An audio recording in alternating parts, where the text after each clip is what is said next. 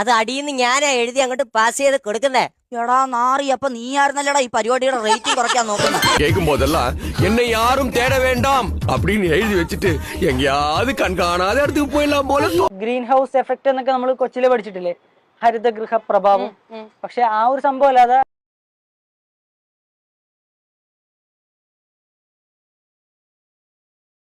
അപ്പൊ ഇക്കുറി പെരുന്നാൾക്ക് കാര്യമായ ടച്ച് വന്നിട്ടുണ്ട്. സൂപ്പർമാൻ ടച്ച് ഒരു പാന്റ് ആണിത്. അപ്പൊ ഇത് പാന്റ് കാശ്മീർ ഷോപ്പിലേക്ക് പറഞ്ഞോ, ഞങ്ങൾ ഈ ഷോപ്പ് ഒന്ന് പാറിയിട്ട് ഈടെത്തി ഇതിട്ട് പാറാൻ പറ്റും. ഈ വടക്ക് നോക്കിയ യന്ത്രമാണ് നിന്നെ വഴിയെറ്റിക്കുന്നത്. അത് ശരി, വലിയ ഗമയില് വാച്ചും കെട്ടി ഇറങ്ങിയതാണല്ലേ. തുറന്നു പറയുകയാണെങ്കിൽ നാട്ടുകാർക്കെല്ലാം നിങ്ങളെപ്പറ്റി വളരെ മോശം അഭിപ്രായമാണ്. അതിനെനിക്ക് നിങ്ങളോട് സഹതാപമുണ്ട്. പക്ഷേ ഇനിയെങ്കിലും എല്ലാരെയും കൊണ്ട് അതും ഇതും പറയിക്കാതെ ഒരു നല്ല രീതിക്ക് ജീവിച്ചൂടെ? ഈ നാട്ടിലൊരു ഭൂകമ്പം ഉണ്ടാകും. അതുകൊണ്ട് നാം സജ്ജരായിരിക്കണം. അടിക്കടി, വെട്ടിന് വെട്ട്, കുത്തിന് കുത്ത്, തലയ്ക്ക് തല, കൈക്ക് കൈ, കാലിന് കാല്.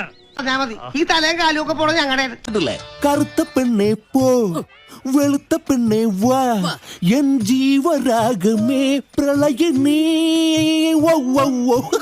இதெல்லாம் கூட பரவாயில்ல.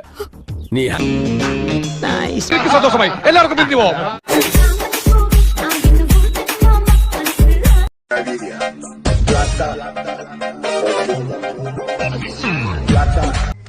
പിന്നെ ഒരു ചേട്ടന്റെ സ്ഥാനത്ത് നിന്ന് പറയുക, നീ ഇവിടുന്ന് ഇറങ്ങിക്കഴിഞ്ഞാ ഇമ്മീഡിയറ്റ് ആയിട്ട് ഒരു സൈക്കാട്രിസ്റ്റിനെ പോയി കാണണം.